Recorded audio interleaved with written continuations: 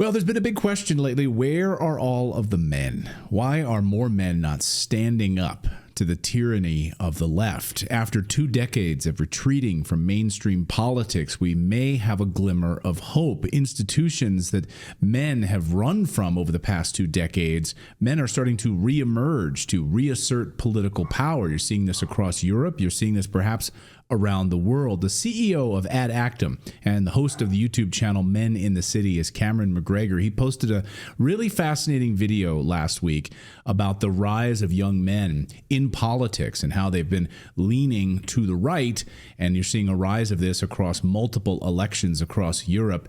Cameron joins us now. Cameron travels the world studying this all across Europe, right now in Buenos Aires, Argentina, and Cameron joins us today on the show. Great to have you here on Redacted, Cameron. Yeah, thanks for having me, Clayton. Look forward to the chat.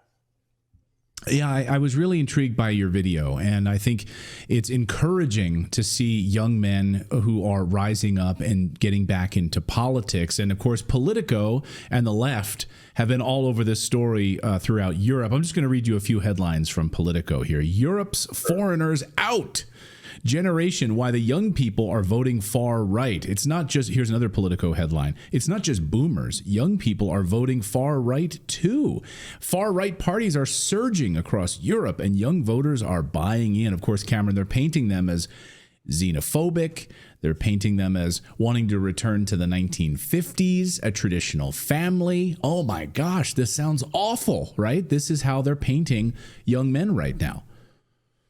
Yeah, so I think to properly contextualize where we stand today, we need to go back to 2008. So in 2008, as you know, when the global financial crisis struck, it disrupted the normal pattern of life for men in particular, but people across the Western world, and especially in the United States, in ways we haven't seen for 100 years, not really since the Depression. And so the normal process of career advancement, of income growth, of family formation, that simply is not happening. And men, as you point out, are retreating from these institutions. Now, to add insult to injury, a lot of Western mainstream culture has been weaponized against men and masculinity. So in response to this, men have turned away from colleges and universities. We know they're dropping out of the labor force. They're also increasingly divesting from what's called the sexual marketplace. They're not using dating apps. They're not getting married. And so the question becomes, well, where have they gone? And it seems men have retreated into these online spaces. Some refer to them as the manosphere, the red pill community, the blogosphere, the cryptosphere. It all consists of this alternative media complex. Well, over the last 10 years or so, men have sort of been reconciling their own experience with what the mainstream is saying, villainizing them and masculinity. And it seems over the last year or two, men are finally beginning to reemerge. And it's manifest in these opposition parties, which are surging across Europe and increasingly, I think, fueling the manosphere, fueling the MAGA movement in the United States. So this is just the beginning of a much bigger trend that I think is going to accelerate into the end of the year and into the rest of the decade. What are the issues that are most important to these young men? Well, I think it's a combination of things, to be sure. But one of the problems with the mainstream is that there isn't an awareness of the social scarring that's been done over the last 10 to 15 years. So, of course, men, we define ourselves according to our ability to earn income, to provision for society, to be wanted and needed by society, to lead the household, so forth and so on. And obviously, men have been denied that because of the financialization of the economy, because of deindustrialization. They've been denied that because of open borders and mass immigration. And they've been treated with hostility and suspicion by the opposite sex because of feminism. So all of this has been a sort of compressive force that men are finally beginning to push back on. And I think the fundamental recognition, Clayton, is that society today in the Western world, not just in a political sense, but in a socioeconomic sense, is broken. It's a mess. It's wrecked. And so we need fundamental reform, and that's what they're beginning to push for across the Western world. With the rise of men again, then that would seem, cause and effect. Are we seeing a decline in feminism? I think so. Things happen in cycles. I think we're at the end of cycle in many ways. We're at the end of a currency cycle. We're at the end of a business cycle, a monetary cycle. Feminism has sort of radicalized over the last decade in ways that I think have disillusioned not just men, but women. And it's caused a real toxic relationship between the genders. And so I see this counter thrust moving against it. It's what I call neo-masculinity. And that is an attempt to sort of masculinize society. I mean, if you think about it today, Clayton, what are the masculine institutions in the Western world? I saw your piece on the Secret Service, for instance. I was in the military. All of these institutions have fundamentally feminized in ways that have been hostile, not specifically to men as much as meritocracy in general. You don't get ahead based on merit and talent and ability. You get ahead if you check the diversity box or if ideologically you align with whatever the mainstream says. Men have borne the brunt of that trauma, but it's also beginning to affect society in general. Institutions are simply not run as well as they used to do. And of course, we saw that with devastating consequences this past weekend with the failed protection by the Secret Service of Donald Trump. Also, a lot of these young men are anti-immigration, anti-establishment, and they're rising up saying, I think there's an awareness among these young men that maybe this community is different than they remember it from their childhood. They've lost that sense of community. They've lost that culture. They've lost what their neighborhoods used to be because of the massive influx of illegal immigration, particularly in Europe. As Politico even points out, in Belgium, France, Portugal, Germany, Finland, younger voters are backing anti-immigration, anti-establishment parties in numbers equal to and even exceeding older voters. Yeah, I mean, it's quite astonishing. And the numbers here, I think, bear repeating because in the United States, I mean, we don't exactly know how many illegal immigrants there are. I've heard estimates as high as 50 million. There are millions across Europe as well that far exceed what the government statistics are saying. Now, it's not simply a function of economic displacement either. We know that men are being squeezed out of various jobs, Fortune 500 companies, and so forth. But it's also the criminality. It's also the social insecurity. And some of these communities across Europe have been completely displaced. They can't afford to live in their native cities. They can't afford to get a job. And all the benefits, it seems, are going to the new immigrant populations that have moved in. This is certainly fueling a lot of animosity in France, for example, where there is a literal competition for social welfare benefits that the government increasingly is redistributing and reallocating to large immigrant populations, which the political class is cultivating because they think that's the future. So this is creating a social tinderbox that's set to go off, if for no other reason than these governments are running out of money. And increasingly, as we know, bond yields are moving higher.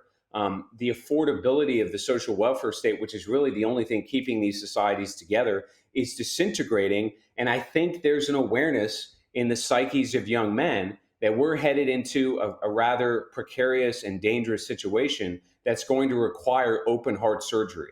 We can't afford cosmetic reforms anymore. We need root and branch political reform, or there's going to be disastrous consequences in the near future. And I think that's what's motivating a lot of these young men to reactivate politically. I think a tinderbox is a great metaphor because a lot of these men have been told, you need to do this around women. You need to act a certain way. And now we're seeing this rise of all of these women on social media saying, no men will come up and talk to me. I'm single. I'm alone. You've had this massive push of feminism over many years where I can do it all. I don't need men. Who needs men? And now all of these women are crying about it. And men have felt scared to even go up to women, to even really activate and talk to them. And I think it's a really fascinating cultural moment right now. And even younger, before the dating age, like 13, I see it in my son and his group of friends. Anecdotally, of course, but I'm hearing this from a lot of different families. They're shocked that their 13-year-old sons, their 12-year-old sons, their 14-year-old sons are really anti-woke. They share things where they can't believe these things, and they really call out woke policies, and they can't believe the books that are in libraries. and they're sort of astounded by it. And I'm heartened by it. And I think we're at really a tipping point moment, a tinderbox moment. We are at a tipping point moment, to be sure. And, I saw an interview with Scott Galloway. He's done a series of these talking about the plight of young men. But of course, he leads off the interview saying that masculinity is a social construct. It's an abstraction. Anybody can be masculine. Anybody can effectively do what young men do. And of course, if you tell young men that they're not really needed, that they're superfluous, and you add to that the tremendous social disruption that we've experienced because there just simply aren't good jobs anymore. We know that we've deindustrialized. The manufacturing base isn't what it used to be. We don't have the vocational schools that we used to. And the government's openly favoring foreigners and illegal immigrants at their expense. What do you expect men to do? Well, they're turning away from these institutions and they're sort of coalescing in, you might say, a parallel universe in this alternative media complex. Rather than disparaging these groups, we should try to understand what they're advocating for. And increasingly, I think what they're saying is, look, the political system is completely broken. It doesn't represent the interests of the average person and certainly not the average man. We know the financial system is breaking down. So we need new political parties. We need new political movements. And it's in young men where that is going to come from. There's something else too, I would say, Clayton, and that is that, society is not simply a set of economic transactions. It's not a transaction between you and a company or a relationship between you and a business. It's a set of relationships between family and individual, between household and nation. And those relationships, the social contract that's supposed to bind those things together, has torn them apart.